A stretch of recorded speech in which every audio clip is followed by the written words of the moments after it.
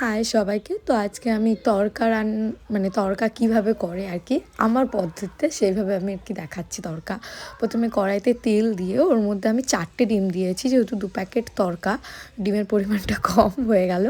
তো 4টে ডিম দিয়ে ওটার মধ্যে একটু লবণ দিয়ে ওটাকে ঝুরি ভাজা করে নামিয়ে ফেলেছি। আর সেই কড়াইতে, যেহেতু কড়াইটা আর মাজতে ইচ্ছা করছিল না, তো সেই কড়াইতে 2 চামচ বাটার দিয়েছি।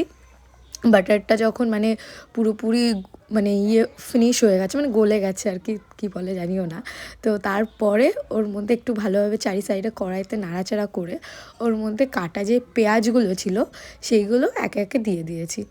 এবার পেঁয়াজটা দিয়ে একটুখানি নাড়াচাড়া করছিলাম, যেহেতু ওর ব্রাউন কালারটা যতক্ষণ না আসবে ততক্ষণ তো কিছু করা যাবে না। তো একটুখানি নাড়াচাড়া করে হালকা একটু ওর মধ্যে লবণ দিয়েছিলাম। তারপর ওটাকে একটু ভাজা ভাজা করলাম। ভাজা ভাজা করার পরে ওটা একটু মানে যখন ওটার পুরো একেবারে গোল্ডেন কালার থেকেও মানে একটু ভাজা ভাজা টাইপসের হয়ে গেছে, তার মধ্যে টমেটো যেই পেস্টটা রেখে দিয়েছিলাম সেটা দিয়েছি।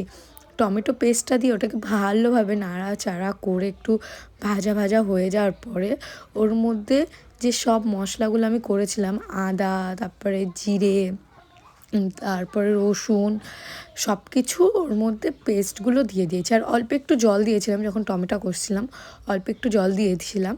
আর তারপরে মশলা দেওয়ার পরে ওই দুটোকে ভালোভাবে মিক্স করলাম, যেহেতু ভালোভাবে না মশলাটা কষলে একটু কেমন একটা লাগে। আমি জানি সবাই মানে বলবে যে তরকার এত লাগে না, কিন্তু আমার মনে হয় যেন মশলাটা একটু ভালোভাবে তরকারটাও কষলে মানে একটা ফ্লেভারটা একটা আলাদাই পাওয়া যায় আমার মতে। তার মধ্যে মশলাটা কষার মধ্যে একটু লবণ দিয়েছিলাম আর একটু ধনেপাতা কুচি, যেহেতু ধনেপাতা কুচিটা দিলেও একটা মানে খুবই ভালো লাগে। আর শীতকাল ভাই, ধনেপাতা কুচি তো দিতেই হবে। তারপরে একটু জল দিয়েছিলাম, জলটা আর দেখানো হয়নি। জলটা দিয়ে ওর মধ্যে একটু হলুদ দিয়ে আবার মশলাটা ভালোভাবে আর একবার কষাতে স্টার্ট করলাম, যেহেতু যত জল দিয়ে মশলাটা কষা হবে তত মানে টেস্ট আর ফ্লেভারটা পাওয়া যাবে আমার মতে মনে হয়। তার মধ্যে যখন মশলাটা কষা কষা হয়ে গেছে তার মধ্যে তড়কা দিয়েছিলাম, যেহেতু আমি তেল দিইনি তার জন্য তেল বেরোনোর কোনো প্রশ্নই নেই। তার মধ্যে তড়কাটা দিয়ে ভালোভাবে নাড়াচাড়া করে বেশ সুন্দরভাবে, কালারটা দেখো কত সুন্দর এসেছে, মানে অসাধারণ এসেছে। তার মধ্যে একটু ডিম যে কুচিগুলো রেখে দিয়েছিলাম করে, ডিমের ভুজিয়া, সেগুলো উপর থেকে ছড়িয়ে দিচ্ছি, যেহেতু এখন ভুজিয়াটা দিতে হবে। তো ভুজিয়া দিয়ে ভালোভাবে নাড়িয়ে চাড়িয়ে ওর উপর থেকে একটু কেসরি মেথি আর তোমার যেই গরম মশলা আর তোমার তড়কার যে মশলাটা ওটা একটু ছড়িয়ে দিয়েছি, যেহেতু টেস্টটা হবে। আর একটু লবণও ছড়িয়ে দিয়েছি, যেহেতু লবণটা একটু কম কম মনে হচ্ছিলো। আর সব মশলাপাতি দেওয়ার পরে তারপরে লাস্টের দিকে আমি কাসুরি মেথি দিয়েছি।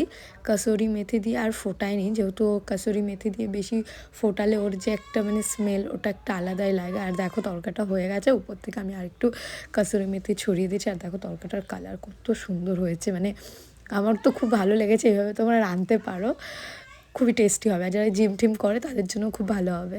টাটা।